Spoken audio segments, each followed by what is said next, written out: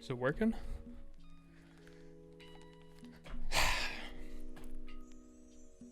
Ladies and gentlemen, I think it's time we have a heart-to-heart, you and me, on why I stopped posting on TikTok and why these past 6 months I've really just been distant and away from everything. What's going on? Why am I disappearing? There is definitely a reason behind why I had to take time off and why I had to distance myself, evaluate everything and see if this is what I want to be doing, if I'm truly happy doing this. Obviously, what I was doing wasn't working. I wasn't happy doing what I was doing. First things first, we moved into a new house. Expect a house tour coming soon. But this is the new room. This is the content room. So freeing. Having this room, having a place to create, a space to make, a space to think of ideas and act on those ideas. So why did I stop posting on TikTok?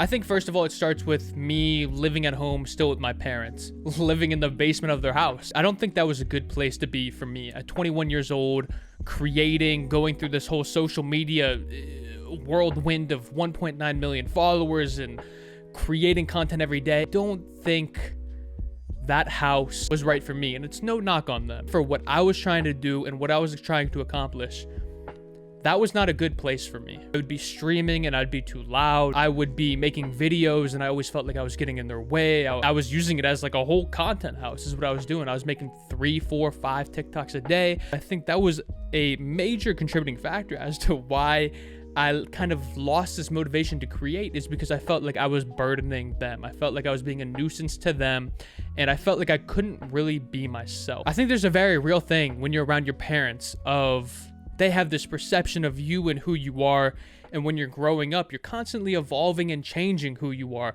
and it almost feels like you have to stay stuck in that mold of how they see you. If you change, they're gonna look at you differently, and it's just a weird thing. Like, they have this perception of you, and you kind of want to fit into this mold of how they view you. And I think for me, that was a really bad place to be.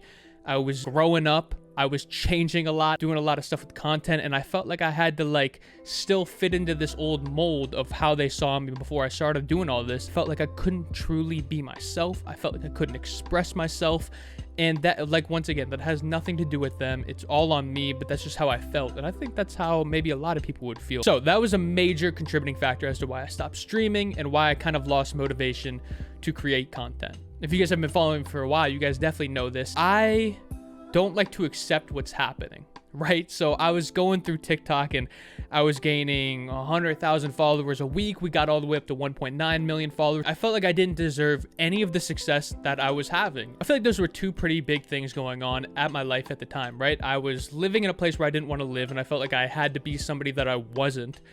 And I also had this imposter syndrome where I felt like I didn't deserve any of the success that I was having. And I feel like maybe a lot of TikTokers can relate to that. Maybe they can't. I don't know. Always tried to be as humble as I possibly could. And I think maybe I was, this sounds so narcissistic. I feel like maybe I was too humble. Like, I never gave myself any credit, man. I feel like maybe I should have given myself more credit. Maybe I should have been more proud of what I had achieved while I was achieving it. So we have those two things. I'm just being as honest as I can with you guys, just from my mind to this microphone, speaking on why I had to take such a long period of time off and reflect on what I wanted to do and if this is what I wanted to do. Going back on that imposter syndrome thing, I never took advantage of opportunity. I never made sponsored videos. I never really collabed with people. I didn't do a lot of things because I didn't feel like I deserved it. Sponsors would hit me up and they would say, hey, can you promote our product? I just wouldn't do it because it was like, why me? Like, why are these people asking me to promote their product? Like, well,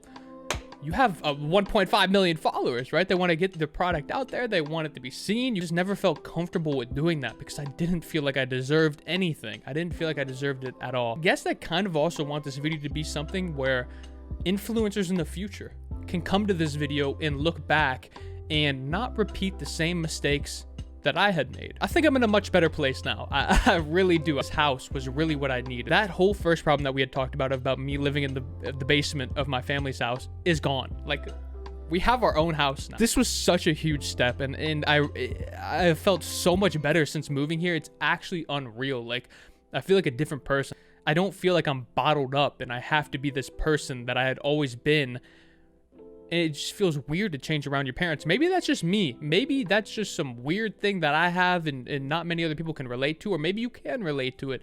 But I just feel like when you're around your parents, they kind of know who you are, and when you change, it's like, it's weird, like, because they have this preconceived notion of you, and you have this preconceived notion of who you are around them and how you act and how you talk. And I think that was really tripping me up. Secondly, the thing that I had learned with all this time off is I did deserve, you know, all that. I was putting in the work, and I did deserve the success that I was given, and I should have taken the opportunities that I had. I've learned from that, right? Like, that experience has happened. I've learned from it, and now I can move forward. I'm still going to do TikTok. I'm still going to stream, but I want YouTube to be the main focus. I really want to start from the bottom again. I think there's something to that. I like being the underdog. I like starting at the bottom and working my way up through hard work. And on TikTok, I had reached this very high point where I had 1.9 million followers. I was verified. It's like my work had been done to an extent. Like, I'm no longer the underdog. Always love having a chip on my shoulder. When that chip on my shoulder was no longer there, then it felt like there wasn't as much to work for. So here on YouTube, we're at the bottom. Like, we're at the bottom. Kind of sparks that inner underdog in me, that inner chip on my shoulder. Like I said, I'll be making TikToks. I will be streaming, but YouTube is the main focus. Now, I don't know exactly what I'm going to create, but we're going to go along with it. And I want to really make content that can help you guys out. Appreciate anybody who's watched this video through. Like, thank you so much. Please be sure to like, subscribe, and comment below any future ideas you guys have. Anything. I hope that gave you guys a little bit more clarity on why I took so much time off. Appreciate you guys watching. Thank you guys so much. I will be posting a lot more. I will see you guys soon. Peace and love, baby. Bye.